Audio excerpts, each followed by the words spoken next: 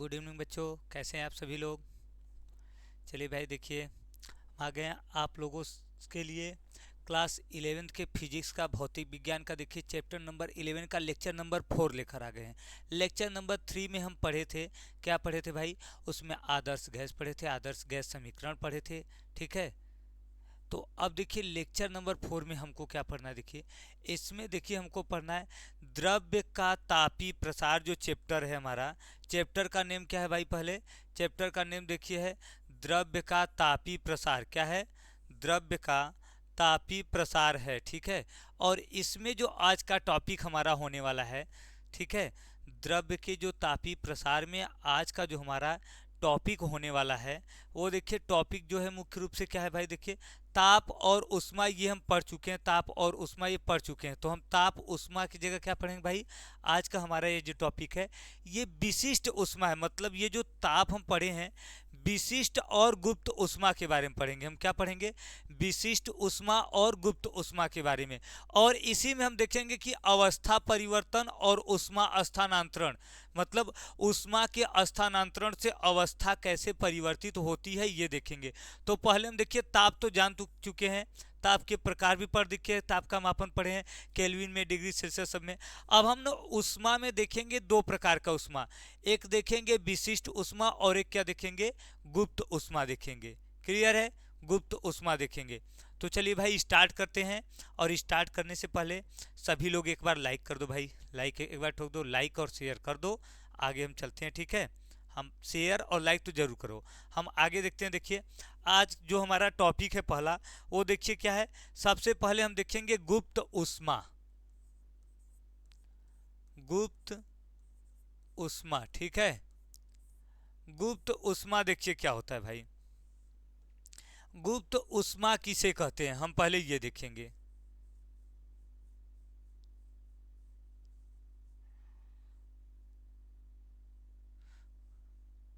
देखिए स्थिर ताप पर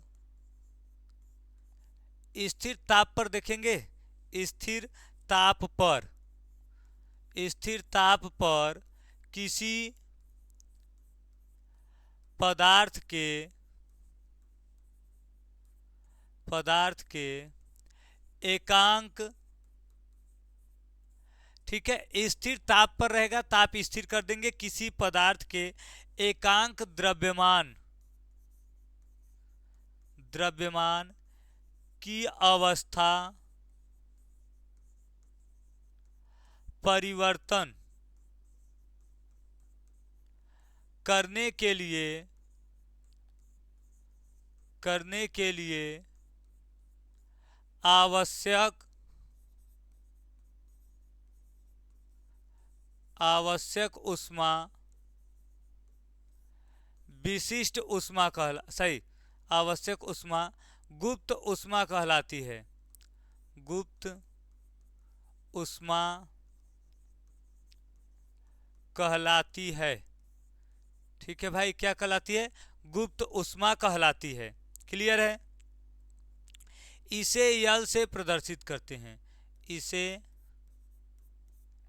एल से व्यक्त करते हैं, एल से व्यक्त करते हैं। ठीक है, मतलब स्थिर ताप पर किसी पदार्थ के एकांक द्रव्यमान की अवस्था परिवर्तन करने के लिए जो आवश्यक उष्मा होती है उसे हम क्या कहते हैं, गुप्त उष्मा कहते हैं। और इस गुप्त उष्मा को हम क्या करते हैं, यल से व्यक्त करते हैं। तो यल बराबर देखिए क्या आ जाएगा भाई, क्यू अपान यम, यम का भाग दे देंगे द्रव्यमान का, तो एकांक द्रव्यमान का पता चल जाएगा। इसका देखिए मात्रक क्या होगा भाई, मात्रक, इसका मात्रक देखिए Q क्या है, उष्मा है, उष्मा का मात्रक किस में रहेगा भाई, उष्मा का मात्रक जूल या कैलोरी में, और ये किस में रहेगा, यम है तो ये किस में रहेगा, ग्राम में या किलोग्राम में। तो देखिए हम जूल प्रति किलोग्राम कर सकते हैं, किग्रा, या कैलोरी प्रति ग्राम, ये इसका क्या हो जाएगा भाई, मात्रक हो जाएगा। क्लियर है। और इसका बीमा क्या आ जाएगा, देखिए बीमा में देखिए हो जाएगा L के पावर 2 T के पावर -2, ये आ जाएगा। क्लियर है। तो देखिए गुप्त उष्मा क्या होता है, स्थिर ताप पर किसी पदार्थ के एकांक द्रव्यमान की अवस्था को परिवर्तन करने के लिए जो आवश्यक उष्मा होता है उसे क्या कहते हैं, गुप्त उष्मा कहते हैं। इसे यल से व्यक्त करते हैं, इसको हम क्या करते हैं, यल से व्यक्त करते हैं। ठीक है। अब देखिए गुप्त उष्मा के प्रकार, गुप्त उष्मा के प्रकार तो हम देखिए डायरेक्ट हम ऐसे लिख सकते हैं कि गुप्त उष्मा दो प्रकार का होता है। क्या होता है भाई, गुप्त उष्मा दो प्रकार का होता है। गुप्त उष्मा क्या होता है भाई, दो प्रकार का होता है। और कौन कौन सा प्रकार रहेगा, एक देखिए गलन का गुप्त उष्मा रहेगा और एक वाष्पन का। एक क्या होगा, गलन का गुप्त उष्मा, और एक क्या रहेगा भाई दूसरा आपका वाष्पन, वाष्पन की गुप्त उष्मा। ठीक है, गलन की गुप्त उष्मा और वाष्पन की गुप्त उष्मा। क्लियर है, गलन की गुप्त उष्मा और वाष्पन की गुप्त उष्मा, ये क्लियर है ना। अब देखिए अब हम इसी दोनों को पढ़ेंगे कि गलन की गुप्त उष्मा क्या होती है और वाष्पन की गुप्त उष्मा क्या होती है। गुप्त उष्मा क्या होता है, एकांक द्रव्यमान का, जैसे ग्राम में लेंगे तो 1 ग्राम का, किलोग्राम में लेंगे तो 1 किलोग्राम का एकांक द्रव्यमान का अवस्था परिवर्तन करने के लिए जितने उष्मा की आवश्यकता होती है वही क्या कहलाता है, गुप्त उष्मा। तो गलन की गुप्त उष्मा और वाष्पन की गुप्त उष्मा है। अब हम पढ़ेंगे, देखिए अगला हमारा जो रहेगा हेडिंग टॉपिक वो क्या रहेगा, गलन की गुप्त उष्मा, गलन की गुप्त उष्मा। चलिए भाई, गलन की गुप्त उष्मा। तो देखिए गलन जो होता है, गलन मतलब क्या होता है भाई, पिघलना, जैसे ठोस से द्रव में पिघलना। और वाष्पन मतलब क्या होता है, द्रव से गैस में बदलना। तो ये क्या है, देखिए गलन की गुप्त उष्मा है।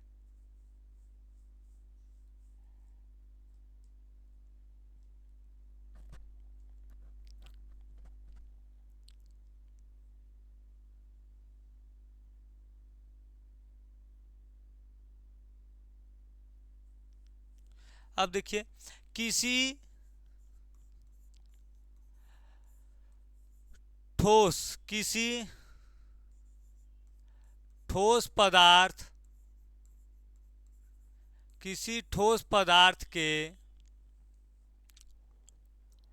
एक एकांक द्रव्यमान, एकांक द्रव्यमान को द्रव में परिवर्तित, द्रव में परिवर्तित करने के लिए आवश्यक उष्मा, उष्मा गलन की गुप्त उष्मा, गुप्त उष्मा कहलाती है, गलन की गुप्त उष्मा कहलाती है।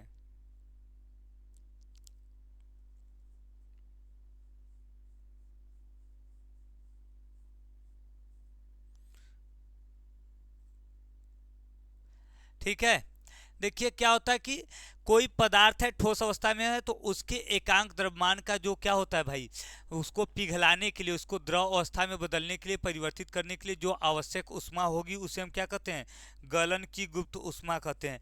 जैसे देखिए बर्फ की जो गुप्त उष्मा होती है, देखिए जैसे, जैसे में देखिए क्या है भाई, जो बर्फ है, ठीक है, जैसे में देखिए बर्फ के गलन की गुप्त उष्मा, गुप्त उष्मा 80 किलो कैलोरी, किलो कैलोरी प्रति किग्रा होती है। ठीक है, बर्फ की जो बर्फ के गलन की गुप्त ऊष्मा है वो कितनी होती है, 80 किलो कैलोरी प्रति किग्रा।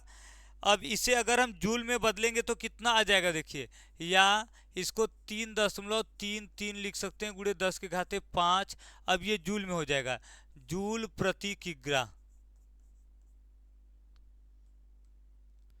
जूल प्रति किग्रा होता है। ठीक है, मतलब 1 ग्राम या 1 किलोग्राम, 1 किलोग्राम बर्फ के 1 किलो को पिघलाने के लिए 80 किलो कैलोरी की आवश्यकता होती है। या तो जूल में कहेंगे तो कितना होता है, 3.3 गुणे 10 का थे 5 जूल ऊर्जा की आवश्यकता होती है ऊष्मा की। तो ये क्या है, गलन की गुप्त ऊष्मा है भाई, क्या है, गलन की गुप्त ऊष्मा। ठीक है, अब दूसरा देखिए क्या होगा हमारा, दूसरा देखिए वाष्पन की गुप्त ऊष्मा। किसका है भाई, वाष्पन की गुप्त ऊष्मा। ठीक है, तो वाष्पन की गुप्त ऊष्मा क्या होती भाई, देखिए वाष्पन के लिए हम सिंपल सा क्या कर देंगे भाई, वाष्पन की गुप्त ऊष्मा के लिए हम क्या कर देंगे, वाष्पन मतलब देखिए क्या होता है, द्रव से वाष्प में परिवर्तित करना। तो यहां द्रव की बात होगी, देखिए किसी द्रव के एकांक, यहां पर क्या लेंगे भाई, द्रव है तो हम क्या लेंगे, देखिए यहां पे द्रव्यमान ले लेंगे, द्रव के एकांक द्रव्यमान को गैस में परिवर्तित परिवर्तित करने के लिए आवश्यक ऊष्मा वाष्पन की गुप्त ऊष्मा कहलाती है,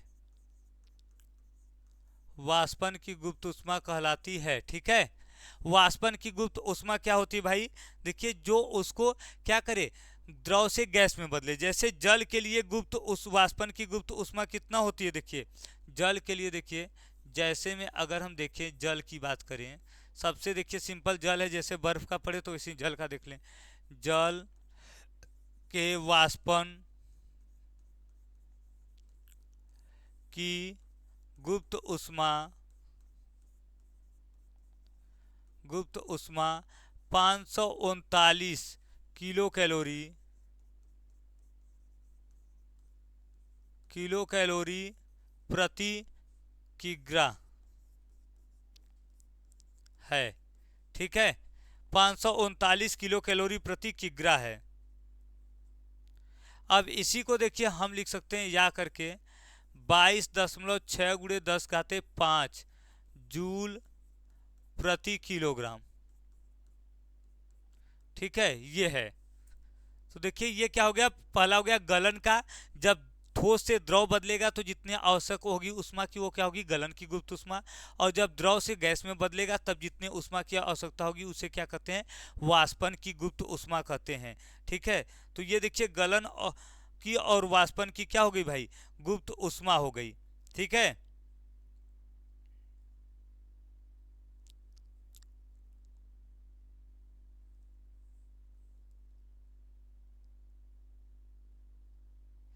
अब ये हो गया। अब देखिए अब हम देखेंगे कि अवस्था परिवर्तन और उष्मा का स्थानांतरण। ठीक है, तो इसमें देखिए अब आगे का जो हमारा टॉपिक है, ठीक है, आगे का जो हमारा टॉपिक है भाई,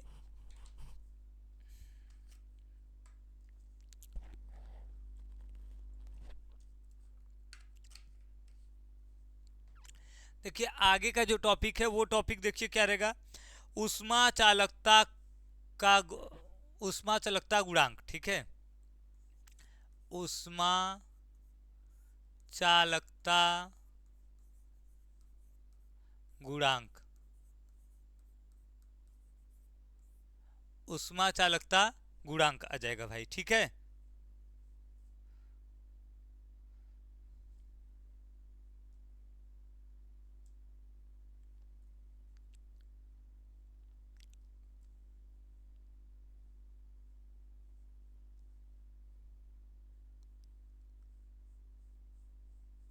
देखिए, माना एक समान, दूसरे कलर से लिख दे भाई। देखिए, माना ए क्षेत्रफल, परिच्छेद क्षेत्रफल, ए परिच्छेद क्षेत्रफल तथा यल लंबाई की एक धातु की छड़ है। धातु की छड़ है, बेलनाकार छड़ है, ठीक है, जिसका परिच्छेद क्षेत्रफल ए है और लंबाई क्या है, यल है।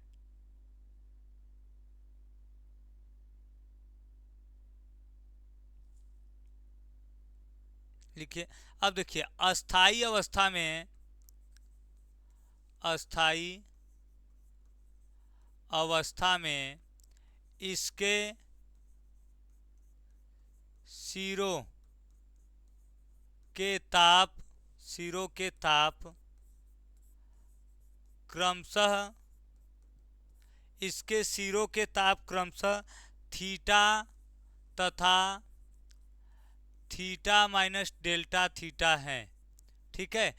देखिए, छड़ है तो जैसे ही छड़ है तो इस छड़ के इस किनारे का ताप थीटा है, तो इसका ताप क्या है, थीटा माइनस डेल्टा थीटा, मतलब थोड़ा सा उससे क्या है, कम है।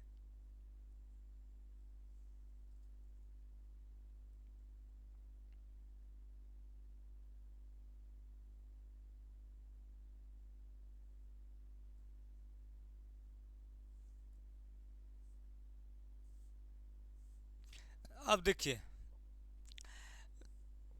इन पृष्ठों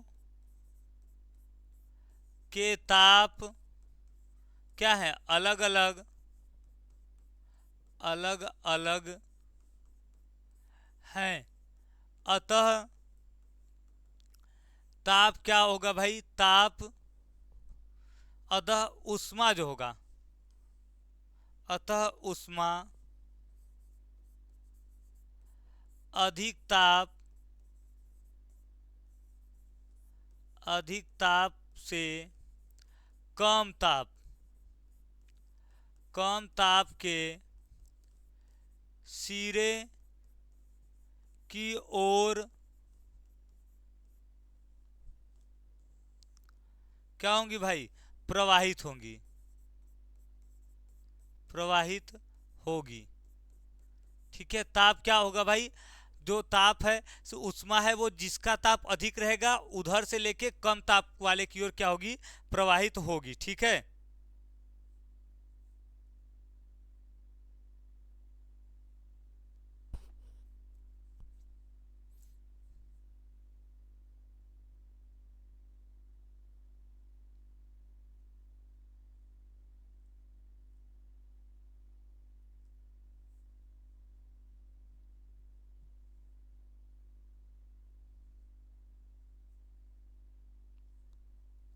अब देखिए, यदि प्रवाहित उष्मा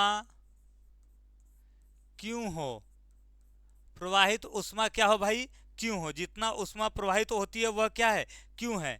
तब देखिए, तब क्यों प्रोपोर्शनलिटी ए हो जाएगा। पहला तो यह आ जाएगा कि जो उष्मा है वह क्या होगा भाई, वह देखिए क्षेत्रफल के अनुक्रमानुपाती होगा। दूसरा देखिए क्या रहेगा भाई, दूसरा देखिए क्यों प्रोपोर्शनलिटी क्या आ जाएगा भाई, इसके जो है कि देखिए ताप प्रवणता minus delta theta upon delta T के क्या होगा भाई, देखिए डेल्टा एक्स कर सकते हैं यहाँ, डेल्टा एक्स इसके समानुपाती होगा, जहां delta theta upon delta x ये क्या है, ताप प्रवणता है। ताप प्रवणता क्या होगा, देखिए दूरी परिवर्तन, और दूरी परिवर्तन के साथ ताप परिवर्तन को क्या कहते हैं, ताप प्रवणता, या तो ताप परिवर्तन के दूरी से परिवर्तन के अनुपात, ताप परिवर्तन और दूरी परिवर्तन के अनुपात को भी हम क्या कहते हैं, ताप प्रवणता कहते हैं। और देखिए Q प्रोपोर्शनल T क्या हो जाएगा भाई, T हो जाएगा, जो उसका समय है, ठीक है।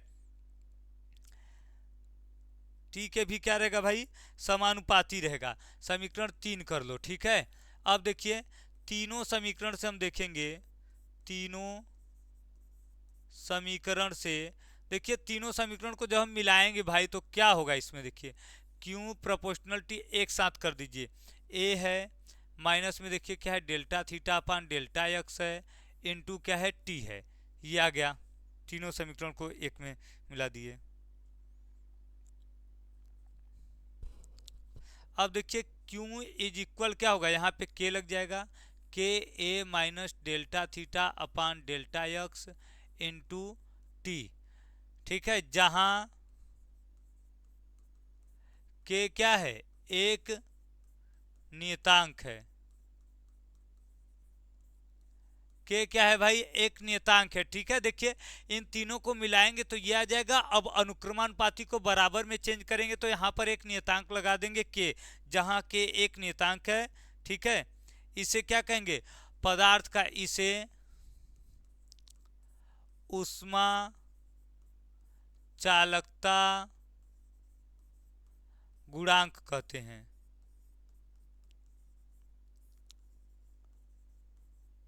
ऊष्मा चालकता गुणांक कहते हैं भाई। के जो नियतांक आया है इसको हम क्या कहते हैं, ऊष्मा चालकता गुणांक कहते हैं, ठीक है।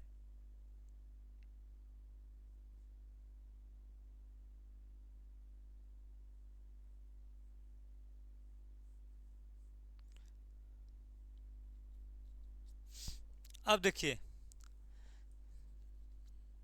यदि दोनों सिरों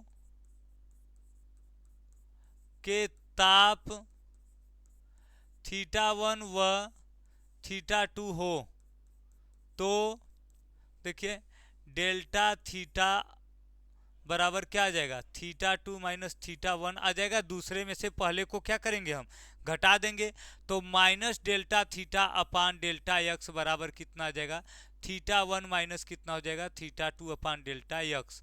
अतः Q बराबर कितना आ जाएगा, के ए कितना हो जाएगा, θ1 minus θ2 upon delta x into t हो जाएगा। क्या हो जाएगा भाई, टी हो जाएगा।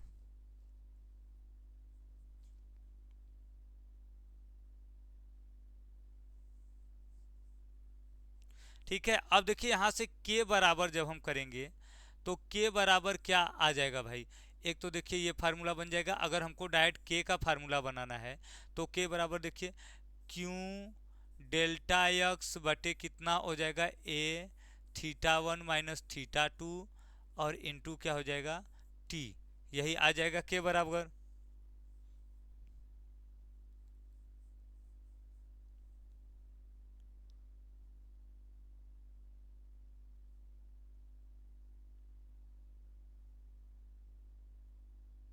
तो इसका देखिए मात्रक क्या होगा भाई, मात्रक, मात्रक देखिए इसका आ जाएगा जूल प्रति मीटर सेकेंड डिग्री सेल्सियस।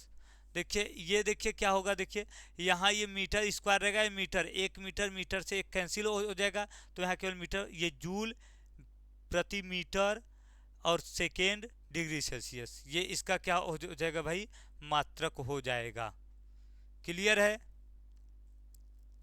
और इसका बीमा क्या होगा बताइए, बीमा कितने लोग बता सकते हैं इसका बीमा, देखिए भाई तो देखिए ये हो जाएगा एम एल टी के पावर माइनस 3 थीटा के पावर माइनस 1, यही आएगा इसका बीमा। क्लियर है, क्लियर है भाई।